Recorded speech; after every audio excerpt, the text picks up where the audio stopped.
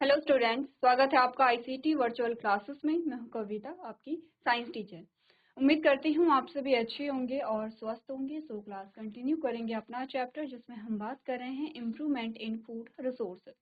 हम देख रहे हैं कि फूड रिसोर्सेज में कैसे इम्प्रूवमेंट किया जा सकता है। क्योंकि हमारा रिवीजन चल रहा है तो थोड़ा सा जल्दी से टॉपिक्स को रिवाइज करेंगे। यहाँ पे हमने देख लिया है इंट्रोडक्शन के बाद आपने कुछ चीजें जानी है यहाँ पर, जैसे फूड रिसोर्सेज यहाँ पे क्या होते हैं।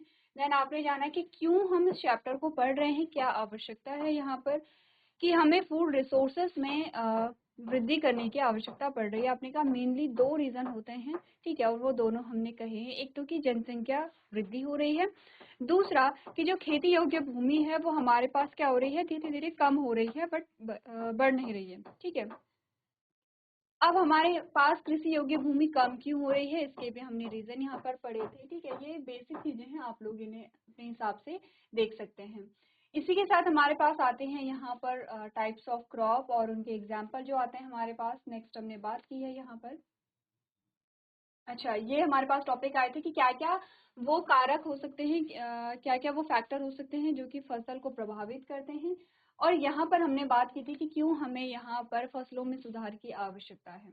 ठीक है, नेक्स्ट हमने कहा था अभी तक क्या एफर्ट्स लिए गए हैं यहाँ पे फसल या जो उत्पादन है उसमें वृद्धि के लिए। तो आपने कहा ग्रीन रिवॉल्यूशन की बात हुई थी और व्हाइट रिवॉल्यूशन की बात हुई थी। ठीक है, हमने पढ़ा है यहाँ पर एक चार्ट हमने पढ़ा है। ठीक है, ये है क्रॉप्स, ये है एग्जाम्पल और ये उसकी वैल्यू आती है।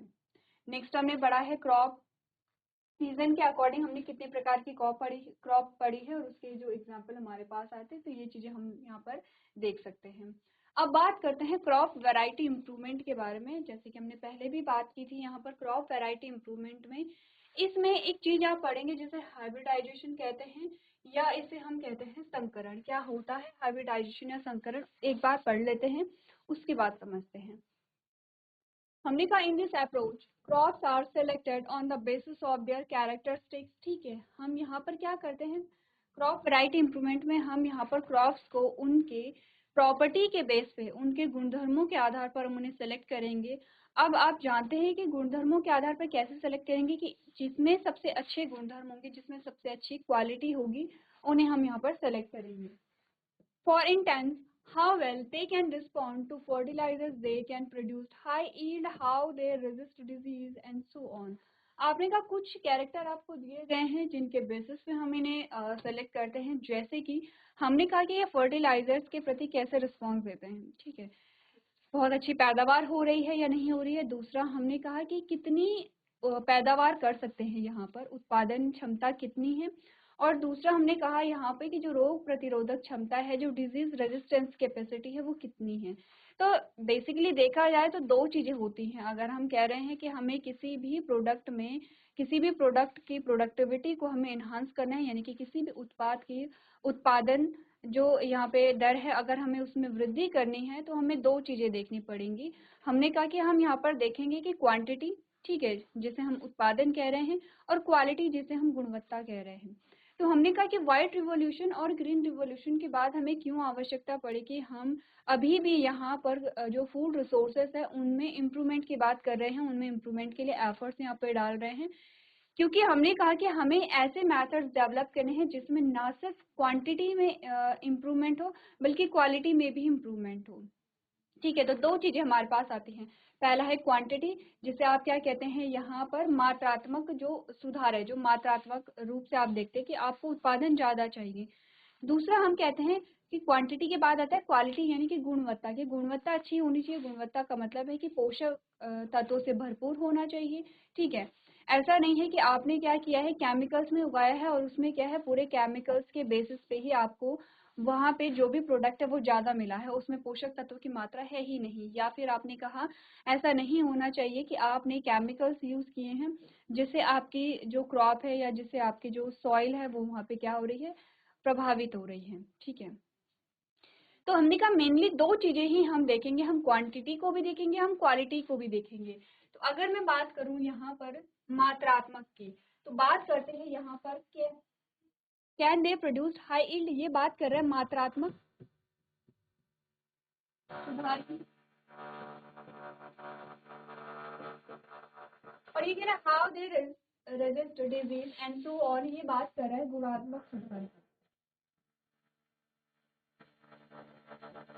आपने कहा हम ऐसी क्रॉप को, देखिए हमारा जो मेन एम है वो दो पे ही आप रखेंगे। जैसे जब भी आप क्रॉप प्रोडक्शन की बात करेंगे, जब भी आप प्रोडक्शन की बात करेंगे, ठीक है, अब हम प्रोडक्शन में हम फूड की बात कर रहे हैं यहाँ पे। देखिए वैसे तो आप किसी भी प्रकार का प्रोडक्शन करेंगे तो आप दोनों चीजें ध्यान रखेंगे, और दोनों ही यहाँ पे क्या होते हैं, की पॉइंट होते हैं जो आपको ध्यान रखने होते हैं। हमने कहा कि एक तो मात्रात्मक सुधार भी होना चाहिए और गुणात्मक, दोनों होने चाहिए। अब ऐसा है कि आपके पास क्वालिटी बहुत ज़्यादा है, बहुत अच्छी क्वालिटी है, लेकिन आपने कहा कि क्वांटिटी बहुत कम है, तो ये आपको प्रॉफिट नहीं देगी, ठीक है, आप इतना प्रॉफिट अफोर्ड नहीं कर पाएंगे।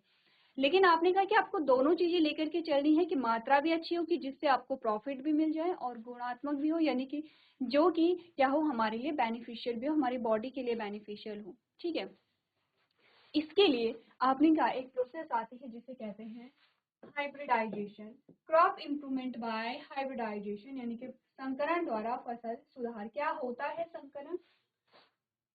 अगर मैं संकरण को एक सिंपल सी भाषा में कहूँ तो मैंने कहा कि संकरण का मतलब है कि मिक्स करना, संकरित करना, हाइब्रिडाइजेशन।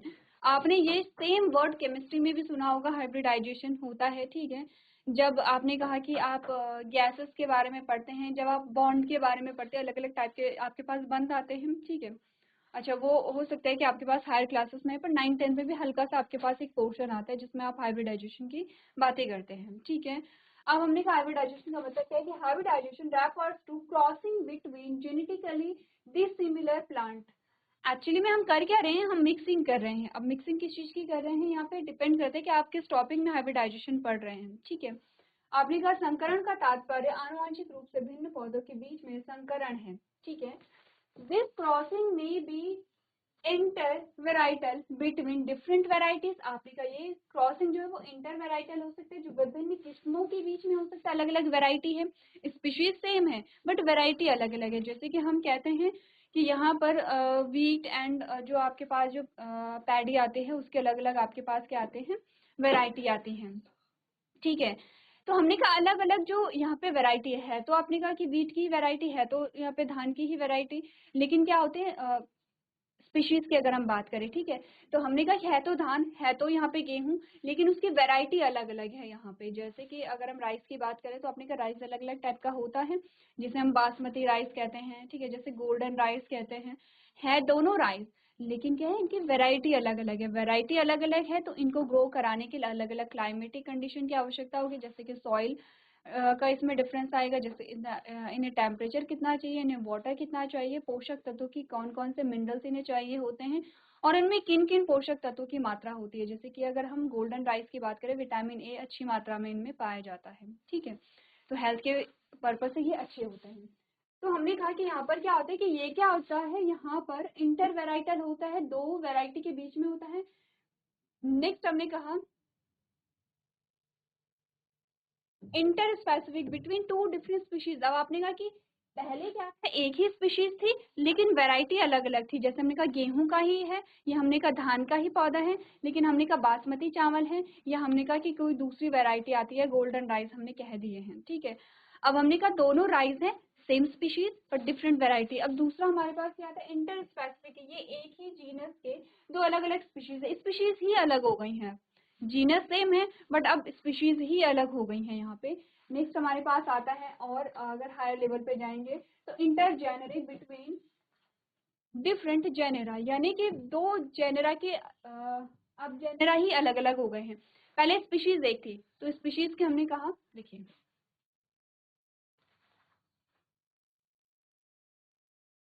पहले है जेनेरा, ठीक है, फिर है स्पीशीज, और स्पीशीज के आपके पास आती हैं वैरायटी, ठीक है। आपने कहा पहले स्पीशीज सेम थी तो वैरायटी अलग अलग थी, फिर क्या हुआ, अलग अलग स्पीशीज के बीच में हुआ है, ठीक है। पहले क्या था, स्पीशीज तो एक ही थी, लेकिन उसी स्पीशीज की अलग अलग वैरायटी के बीच में आप क्या करा रहे हैं, क्रॉसिंग करवा रहे हैं, इसे हम हाइब्रिडाइजेशन कहते हैं। अब आपने कहा स्पीशीज ही अलग अलग हो गई है, तो दो अलग अलग स्पीशीज के बीच में आप क्रॉस करा रहे हैं, या फिर आपने कहा कि यहाँ पे इंटरजेनरिक, विभिन्न जेनरा के बीच में। अब हमने कहा कि ये जो दोनों अलग अलग थे, इसी जेनरा के, इसी जीनस में आते थे, ठीक है। इनका जो जीनस था वो सेम था, लेकिन अब आपने कहा कि अलग अलग जो जीनस है उनके बीच में क्या हो रही है, यहाँ पे जो क्रॉस है, जो हाइब्रिडाइजेशन है वो किया जा रहा है। तो ध्यान रखिए, पहले दो वैरायटी थी लेकिन उनकी स्पीशीज सेम थी, फिर दो स्पीशीज थी पर उनका जीनस सेम था। अब दो अलग अलग जीनस के बीच में यहाँ पर क्या किया जाता है, संकरण या फिर हाइब्रिडाइजेशन किया जाता है। हाइब्रिडाइजेशन होता क्या है इसे हमने समझा था, एक बार आप अपने नोट्स को देख लेंगे कि क्या होता है, क्या समझा है आपने हाइब्रिडाइजेशन के बारे में। उसके बाद हम जल्दी से यहाँ पे क्या करेंगे, चीजों को समझेंगे एग्जाम्पल के साथ। चलिए, तो अब बात करते हैं यहाँ पर हाइब्रिडाइजेशन क्या होता है। देखिए, अगर हम इंटरवेराइटल की बात करें तो इंटरवेराइटल में हमने कहा कि चावल है और चावल सेम स्पीसीज है, लेकिन चावल की अलग अलग वैरायटी हमारे पास आती है। आप देख सकते हैं, अगर आपने मार्केट में कभी चावल खरीदने आप गए हो तो आपने अलग अलग ब्रांड से अलग अलग टाइप के राइस देखे होंगे, ठीक है। अब अगर हम नाम पे ना जाएं, अगर हम सिर्फ उनके अपीयरेंस पे जाएं, तो आपने देखा है कि कुछ मोटे चावल होते हैं जो लाल रंग के दिखाई देते हैं, कुछ मोटे चावल होते हैं लेकिन वो व्हाइट कलर के दिखाई देते हैं, कुछ उनसे बारीक होते हैं, कुछ सबसे बारीक होते हैं और लंबे होते हैं। तो आपने कहा कि ये जो अलग अलग तरीके की आपको राइस दिखाए जा रहे हैं, ये अलग अलग वैरायटी है, यही अलग अलग वैरायटी होती है। तो इनके बीच में क्रॉस करवाना है तो उसे हम क्या कहेंगे, संकरण कहेंगे। अगर हम बात करें यहाँ पर इंटर स्पेसिफिक, यानी कि एक ही जीनस की तो अलग अलग स्पीशीज के बीच में अगर क्रॉस करवा दिया जाए तो इस केस में क्या होगा। जैसे कि एग्जाम्पल हमारे पास बहुत कॉमन है, वो है हॉर्स एंड डंकी। इन दोनों के क्रॉस से यहाँ पर जो बनते हैं वो है म्यूल, ठीक है। क्या बनते हैं, म्यूल बनते हैं। अब ध्यान रखिए, हमने कहा कि ये अलग अलग स्पीशीज है, ये डिफरेंट स्पीशीज है, ये डिफरेंट स्पीशीज है और ये डिफरेंट स्पीशीज है। अब एक और चीज हमने पढ़ी थी जब हमने स्पीशीज के बारे में पढ़ा था, आपको ध्यान होगा, हमने पढ़ा था यहाँ पे डाइवर्सिटी। डाइवर्सिटी में हमने पढ़ा था स्पीशीज, स्पीशीज में हमने कहा था अगर हम कहें कि स्पीशीज के क्या कैरेक्टर होते हैं, तो हमने कहा उनमें कुछ सिमिलर कैरेक्टर होते हैं, जैसे कि उनकी बॉडी ऑर्गेनाइजेशन, बॉडी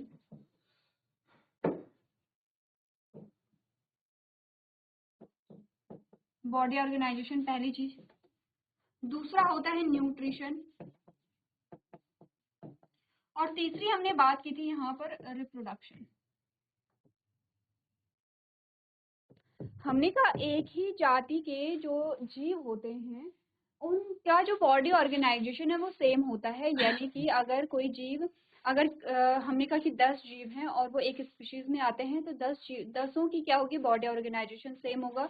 अगर वो एक कोशिकी हैं तो सभी एक कोशिकी होंगे, अगर वो बहुकोशिकी हैं तो सभी बहुकोशिकी होंगे, अगर सभी में अगर यहाँ पे ऑर्गन सिस्टम पाया जा रहा है तो सभी में पाया जाएगा, ठीक है। तो हमने कहा बॉडी ऑर्गेनाइजेशन का मतलब है कि उनकी बॉडी का स्ट्रक्चर कैसा है, कैसे बनी है, ठीक है। जैसे आपने कहा कि मनुष्य भी एक क्या है, स्पीशीज है, ठीक है, एक प्रजाति है। अब आपने सारे ह्यूमन बीइंग को सेम देखा होगा, उनकी बॉडी का स्ट्रक्चर सेम होता है, सिमिलर होता है, बॉडी ऑर्गेनाइजेशन सेम है। हमने कहा उनके पोषण संबंधित आवश्यकताएं भी सेम होती हैं, हम सभी एक ही प्रकार से भोजन ग्रहण करते हैं, हम सभी एक ही प्रकार का भोजन ग्रहण करते हैं, हम सभी के लिए भोजन के जो सोर्स हैं वो क्या है, आपने कहा पादप और जंतु दोनों हैं। हमने कहा हमारी जो फूड हैबिट है, फूड को इनटेक करने की जो हैबिट है वो सेम होती है, हमें डाइजेशन सेम टाइप से होता है, हमें जो डाइजेस्टेड फूड है उसका एब्जॉर्प्शन सेम टाइम से होता है, हम सभी के जो हर एक सेल है वो सेम टाइप से क्या कर रही है, फंक्शनिंग कर रही है। अब सेम टाइप से ध्यान रखिए, हमने बात की है क्योंकि स्ट्रक्चर सेम है, क्योंकि हमने कहा मैकेनिज्म सेम है तो सेम ही करेंगे। अब वो अलग, वो वैरी करता है कि अगर हमने कहा कि कोई व्यक्ति है अगर वो बहुत ज़्यादा ड्रिंक करता है, ऑब्वियस सी बात है कि उसकी जो किडनी होगी वो, एक नॉर्मल व्यक्ति है, दो व्यक्ति हैं, एक ड्रिंक नहीं करता है, एक ड्रिंक करता है, ठीक है। जो ड्रिंक करता है वो ड्रग्स भी लेता है और दूसरा जो व्यक्ति है वो स्वस्थ व्यक्ति है, तो दोनों के लिवर में डिफरेंस होगा। आपने कहा वो व्यक्ति जो ना ही किसी प्रकार के नशे करता है, ना ड्रिंक करता है, ना ही ड्रग्स को लेता है, उसका लिवर हेल्दी होगा और प्रॉपरली काम कर रहा होगा। आपने कहा जो व्यक्ति ड्रिंक कर रहा है या ड्रग्स ले रहा है उसका जो लीवर है वो प्रॉपरली काम नहीं कर पाएगा, क्योंकि आपने कहा कि उसका जो लीवर है, एक्चुअली में लीवर का काम होता है क्या है, बॉडी को डिटॉक्सिफाई करना। आप अगर मेडिसिन भी ले रहे हैं तो वो भी क्या एक प्रकार का ड्रग है, ठीक है। और वो जो ड्रग है उससे उसको बॉडी से बाहर, उसे बॉडी से रिमूव करने का काम, या फिर आपने कहा कि बॉडी को डिटॉक्सिफाई करने का जो काम होता है वो आपके लिवर का होता है। अब आप जितना ड्रग कंज्यूम करेंगे, आप जितनी अल्कोहल कंज्यूम करेंगे, आप जितना स्मोक करेंगे, आपने कहा कि जो आपके प्यूरिफाइंग ऑर्गन्स होंगे उतने उन्हें उतना ही काम करना पड़ेगा। इसीलिए क्यों कहा जाता है कि बहुत एक्सेस जो होती है वो बेकार होती है, चाहे आप मेडिसिन ले रहे हैं या चाहे आप ड्रिंक कर रहे हैं, क्योंकि आपका लिवर उतना ही काम कर रहा है। जितना ज्यादा आपका लिवर काम करेगा, उतना ही जो लिवर की जो सेल्स होती हैं वो क्या होंगी, धीरे धीरे आपने कहा कि वो फटीग फील करेंगे। फटीग फील करेंगे, आपने कहा वो डैमेज भी हो सकती है अगर बहुत ज्यादा यहाँ पे ड्रग्स और अल्कोहल का यूज किया जा रहा है, ठीक है। तो हमने कहा कि ये एक अलग बात है। वो क्या है, हमने कहा वो मैन मेड कॉज है। अगर किसी का लिवर बहुत प्रॉपरली काम नहीं कर रहा है और अगर किसी का लिवर बहुत प्रॉपरली काम कर रहा है, तो आपने कहा ये मैन मेड इफेक्ट होंगे, क्योंकि वेरी करता है कि आपका लाइफस्टाइल कैसा है, आप एक्सरसाइज कितनी करते हैं, आप किस टाइप का फूड कंज्यूम कर रहे हैं, इन सभी पे डिपेंड करता है कि आपकी जो बॉडी है वो कितनी हेल्दी है। इससे अलग अगर हम कहें कि हमारी बॉडी ऑर्गेनाइजेशन सेम है और हम सबकी सेल्स एक जैसे ही काम करती हैं, सबकी सेल्स में यही फिनोमेना होता है कि यह है सेल, सेल में आता है, सेल में होता है ग्लूकोज जो डाइजेस्टेड फूड है, आपने इनहेल किया तो आपको मिली ऑक्सीजन, ऑक्सीजन ने ग्लूकोज का ब्रेक डाउन किया तो यहाँ पे बनी एनर्जी, यहाँ पे बना H2O, यहाँ पे बना CO2, ठीक है। सबकी बॉडी में, सबके सेल्स में यही फिनोमेना होता है, कुछ अलग बात नहीं है। तो हमने कहा कि बॉडी ऑर्गेनाइजेशन सेम होगा, हमने कहा न्यूट्रिशन जो है उसकी जो प्रोसेस है या उसकी जो रिक्वायरमेंट है वो सेम होगी, और आपने कहा एक ही स्पीशीज के जीवों के बीच में रिप्रोडक्शन या प्रजनन की प्रक्रिया पाई जाती है, ठीक है, ये हमने कहा था। वहीं पर हमने एक लाइन ऐड की थी कि अगर दो अलग अलग स्पीशीज के जीवों के बीच में प्रजनन की प्रक्रिया होती है तो वहां पर आपको एबनॉर्मलिटी देखने को मिलेगी। वहां पे क्या है, आपको सामान्य लक्षण नहीं दिखेंगे, असामान्य लक्षण देखने को मिलेंगे, जो कि आप देखते हैं म्यूल में। म्यूल में आपने कहा फर्टिलिटी नहीं होती, म्यूल फर्टाइल जीव नहीं है। फर्टाइल का मतलब आप समझते हैं, वो जीव जो आगे अपनी संतति को क्या कर सकते हैं, प्रोड्यूस कर सकते हैं। आपने कहा म्यूल अपनी संतति को प्रोड्यूस नहीं कर पाते, क्यों, क्योंकि डिफरेंट स्पीशीज है, डिफरेंट स्पीशीज के बीच में जब यहाँ पर रिप्रोडक्शन हुआ है तो आपने कहा कि यहाँ पर एबनॉर्मलिटी देखने को आपको मिली है, ठीक है। लेकिन ये एक अलग केस है।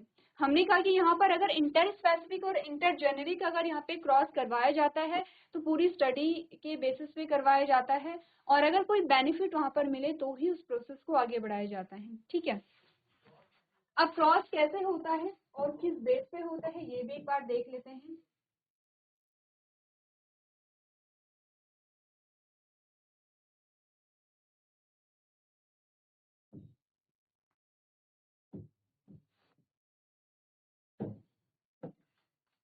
चलिए, अब क्रॉस क्या होता है, हमने कहा कि हम बात करेंगे यहाँ पर इंटर वेराइटल की। हमने कहा पैडी की एक नस्ल है जिसका नाम है PA, और एक नस्ल है जिसका नाम है PB। P4 पैडी और A और B आपने नेमिंग कर ली है। आपने इन दोनों का सिलेक्शन किया है, तो मैंने कहा है कि दो चीजें मेन होती हैं, क्वालिटेटिव क्वांटिटेटिव जो आपके पास कैरेक्टर आते हैं और क्वालिटेटिव जो कैरेक्टर आते हैं। आपने कहा कि इसमें है यहाँ पे जो क्वांटिटेटिव जो कैरेक्टर है इसमें है क्वालिटेटिव कैरेक्टर। क्या समझे इस बात से, इस बात से ये समझे कि इसकी पैदावार बहुत अच्छी होती है, यानी कि एक धान की एक फसल है, एक वैरायटी है, ठीक है। और आपने कहा कि यहाँ पर क्या होता है, इस प्रकार की जो वैरायटी है या इस प्रकार की जो किस्म है इसकी पैदावार बहुत अच्छी होती है, इसकी फसल बहुत अच्छी से उगती है, और आपने कहा इसमें फली बहुत बड़ी बड़ी लगती हैं। इसमें क्या है, आपने कहा कि जो ऑल ओवर आप देखेंगे कि जो बेनिफिट है या फिर आप देखेंगे जो प्रॉफिट है वो अच्छा मिलता है किसमें, PA में, ठीक है। A और B को शॉर्ट में लिख लेते हैं, PA और PB, ठीक है। तो PA में आपको क्या है, बेनिफिट ज्यादा मिलता है, आपने कहा क्योंकि इसकी पैदावार बहुत अच्छी होती है। तो इसमें क्या है, आपने कहा मात्रात्मक जो गुण है इसमें है कि ये अच्छी मात्रा में उगते हैं। हमने कहा कि पीबी क्या है, इसमें बहुत अच्छे से ग्रो नहीं होते हैं ये, ठीक है। हो सकता है कि आपने पूरे खेत में अगर यहाँ पे धान की रोपाई की है तो इसके जो पौधे हैं वो बहुत कम पौधे वहाँ पे ग्रो हों, इनकी फली छोटी होती हैं और इनमें जो पैदावार है वो कम होती है, ठीक है। लेकिन यहाँ पर क्या है, आपने कहा इसका अगर हमने एक फायदा देखा तो इसका एक नुकसान है। कौन सा नुकसान? इसकी जो रोगों से लड़ने की क्षमता है,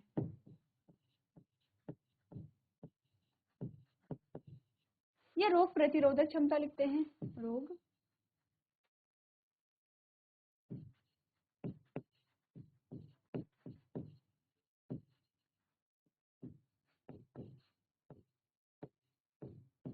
वो बहुत कम है। पैदावार तो बहुत अच्छी देता है।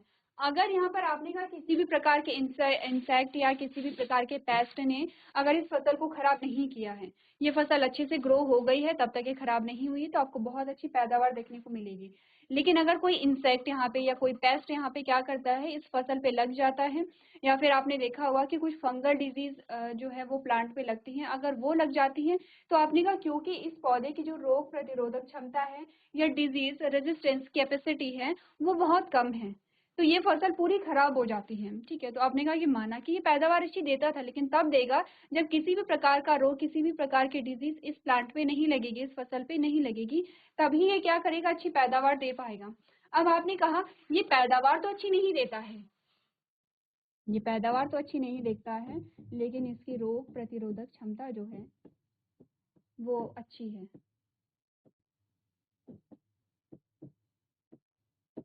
कि रोग प्रतिरोधक क्षमता क्या है, अधिक है। लेकिन अगर हम पैदावार को देखें, आपने कहा इस पे बहुत जल्दी कोई फंगल डिजीज या कोई इंसेक्ट या कोई पेस्ट इसे खाता नहीं है, इसे खराब नहीं करता है, लेकिन इसकी पैदावार बहुत कम है। अलग अलग रीजन हो सकते हैं, जिसमें जैसे कि हमने कहा कि इसमें क्या है, जो पौधे हैं उनकी हाइट बहुत कम होती है, हाइट बहुत कम होती है, तो उनकी जो फली है उसका आकार बहुत छोटा होता है। जैसे हमने पहले भी एग्जाम्पल लिया था, हमने कहा हमारे पास क्या आते हैं, यहाँ पे हमारे पास दो पौधे आते हैं, ठीक है। जैसे हमने कहा पी ए ये है और ये पी बी है, ठीक है। पी ए को अगर हम देखेंगे तो ये इसका पौधा है, ठीक है, और ये इसकी फली लगनी शुरू हो गई है।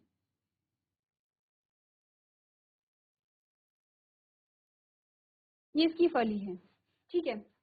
पी बी की अगर हम बात करें तो ये पौधा है इस प्रकार से,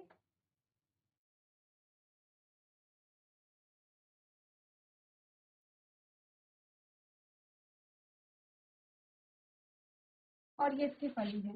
अब आप दोनों पौधों में देखिए, दोनों पौधों में अंतर है, अंतर होगा।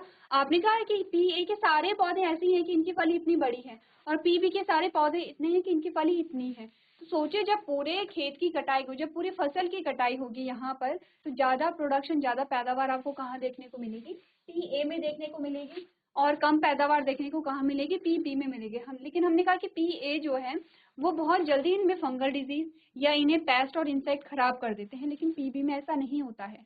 हमें क्या चाहिए, हमें दोनों कैरेक्टर चाहिए, यही तो हमने बात की थी। हमने कहा हमें मात्रात्मक सुधार भी करना है और हमें गुणात्मक सुधार भी करना है, ठीक है। तो ये गुणात्मक सुधार है, तो हमने क्या किया यहाँ पर, हमने इन दोनों के बीच में क्या करा दिया है, हाइब्रिडाइजेशन करा दिया है। हाइब्रिडाइजेशन कैसे कराएंगे हम, यहाँ पे देखिए, जब आपने जेनेटिक पढ़ी थी तो जेनेटिक में सेम चीजें हमने पढ़ी थी, ये नाम रखने पड़ेंगे ताकि तभी आपको समझ आएगा। ये पी ए है और ये क्या है, पी बी है। हमने क्या किया होगा, फॉर एग्जाम्पल मान लीजिए ये है फीमेल प्लांट, हमने इसका लिया है फीमेल प्लांट, और इसका लिया है हमने मेल प्लांट, ठीक है। अब आपने क्या किया, आपने यहाँ पर मेल प्लांट से जो पॉलन ग्रेन थे वो कहाँ ट्रांसफर कर दिए हैं, फीमेल प्लांट में ट्रांसफर कर दिए हैं, ठीक है। फीमेल प्लांट में ट्रांसफर किए हैं, फीमेल प्लांट में जब ट्रांसफर किए तो क्या होगा, फर्टिलाइजेशन होगा, ऐसे हम क्या कहेंगे, ये तो आपने पॉलिनेशन करा दिया है। लेकिन आपने ये पॉलिनेशन कैसे कराई है, आर्टिफिशियल, आर्टिफिशियल यानी कि कृत्रिम रूप से करवाई है, नेचुरल तो यहाँ पे नहीं होगा, ठीक है। आपने कहा नेचुरल हो भी सकता है, लेकिन नेचुरल के चांसेस कम होंगे, क्योंकि यहाँ पर क्या है कि जो सेम वैरायटी है, सेम वैरायटी के बीच में ज्यादा चांसेस होंगे। तो आपने क्या किया है यहाँ पे क्योंकि आप संकरण करा रहे हैं, क्योंकि आपने कहा है कि अगर आप संकरण करवा रहे हैं तो आपको सारे जो स्टेप है वो कृत्रिम रूप से करने पड़ते हैं। सबसे पहले आपने सिलेक्शन किया है, फिर आपने यहाँ पर बैगिंग की होगी, ठीक है, यहाँ पर इसमें आपने इमैस्कुलेशन किया होगा, फिर बैगिंग की होगी, फिर यहाँ के जो पॉलिन ग्रेन है वो उठा करके आपने यहाँ क्या किए होंगे, यहाँ पे ट्रांसफर किए होंगे, जिसे पॉलिनेशन कहते हैं। क्या हुआ यहाँ पे, फर्टिलाइजेशन हुआ, फर्टिलाइजेशन के बाद आपने कहा कि क्या होगा, यहाँ पे जाइगोट है उसका डेवलपमेंट होगा, सीड फॉर्मेशन होगा। अब यहाँ पे जो सीड बनेंगे, ये जो सीड बने हैं ये बाद में बने हैं, ठीक है। अभी जब ये फ्लावरिंग स्टेज थी तब यहाँ पर क्या किया गया है, तब यहाँ पर फर्टिलाइजेशन किया गया है। चलिए सीड को दूसरे कलर में दिखाते हैं, ये सीड है हमारे पास।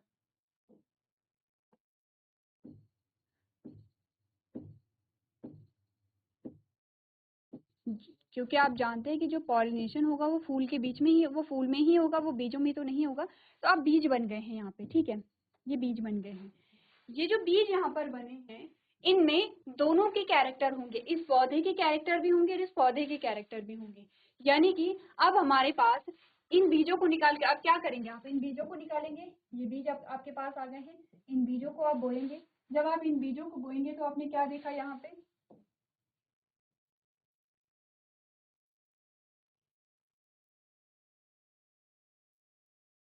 आपने यहाँ पर देखा, यहाँ पर फली जो है वो बड़ी थी, जैसे कि पी ए में आपने देखी, और आपने कहा कि इसमें बहुत जल्दी कोई इंसेक्ट, कोई पेस्ट इसे बर्बाद नहीं कर रहा था। जो कैरेक्टर किसका था, पी बी का था। क्या कराया आपने, संकरण कराया। इस संकरण से आपको क्या मिला, आपको यहाँ पर क्वांटिटी भी मिल गई है, इस पी ए से आपको क्वांटिटी मिली है, और पी बी से आपको क्या मिली है, क्वालिटी मिली है। अब आपके पास एक ऐसा पौधा है कि जो जल्दी से खराब भी नहीं होता है और उसमें ज्यादा पैदावार भी होती है। क्लियर है इतनी बात, यही चीज हमने पढ़ी है, तो पढ़ लेते हैं। यहाँ पर हमने कहा यहाँ पे there can be three types of crossing: intervarietal between two varieties of plant, interspecific between two species belonging to same genus, intergeneric between species of different genus. ठीक है, आपने कहा कि इस प्रक्रिया में आनुवांशिक रूप से भिन्न पौधों का संकरण किया जाता है। ये तीन प्रकार से हो सकता है। इंटरवेराइटल, एक ही पौधे की दो किस्मों के बीच में। अंतर विशेष, एक ही वंश के दो प्रजातियों के बीच में। इंटरजेनरिक, विभिन्न जीनस की प्रजातियों के बीच में। ठीक है, क्लियर है। तो चलिए पढ़िए, और यहाँ पर जो आंसर है वो आप अपनी लैंग्वेज में इसे लिखेंगे। चलिए, तो आपने यहाँ पे नोट किया होगा। आगे बढ़ते हैं, और नेक्स्ट जो हमारा टॉपिक आता है वो है जीन का परिचय।